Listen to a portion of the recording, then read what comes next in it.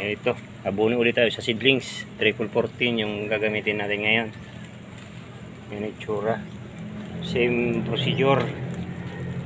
Kalahating lata yung gagamitin natin dito sa kalahating timba ng tubig. Matagal tunawin tong abonong ito.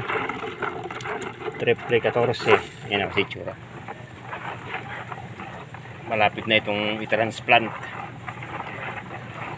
Pangalawang abono pa lang. Ay nako. Yan yung itsura nung lagay uli natin. Ganun pa rin. Mas mabilis. Kaso mahirap tunawin to, no? Kaninang umaga sa kwan tayo nag-abono sa pipino. For supply natin ng fertilizer sa pipino. Ngayon dito naman sa ating seedlings kasi malapit na to.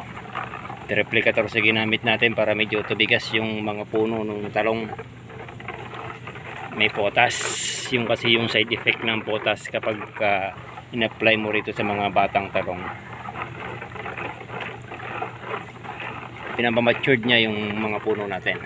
Yan. Kailangan tumigas yung puno para pag inilipat. Okay. May laban. Yan. Pagka natin mag-abono rito, mag-spray naman tayo ng insecticide dun sa pipino.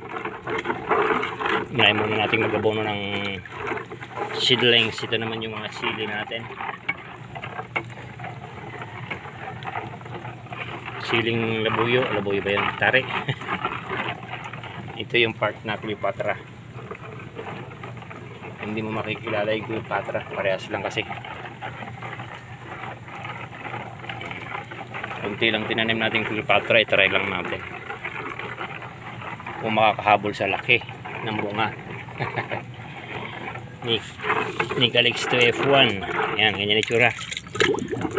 Nakaraan urea gamit natin. Yan, 314.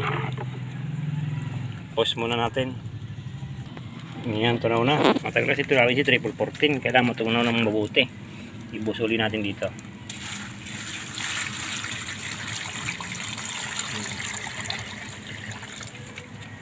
Ganito naman ang mag-abono kapag wala sa seedling tray. Kasi may nagtanong sa atin kung paano daw kung wala sa seedling tray. Pwede natin idilig. Kaso daan-daan lang.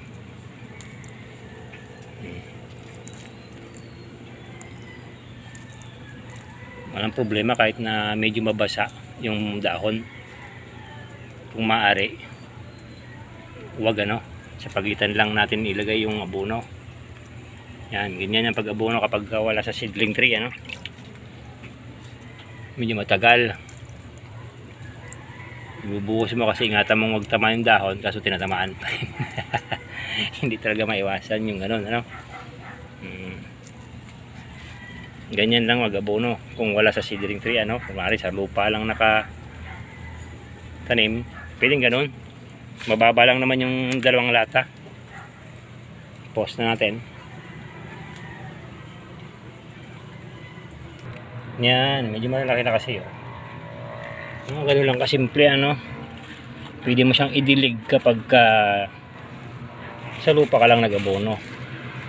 Ingatan lang na mabasa yung dahon, pero kung hindi naman maiwasan, okay na kahit mabasa. Yung kalahating lata ng sardinas ay konti lang yun, hindi yun makakasunog sa dahon o talbos. Ilang minuto lang, ayan, lumabas sa ibabaw yung abono. Isa-isa yan, ganoon. Hanggang sa matapos. Ganyan uli. Baka ganito na lang. Thank you.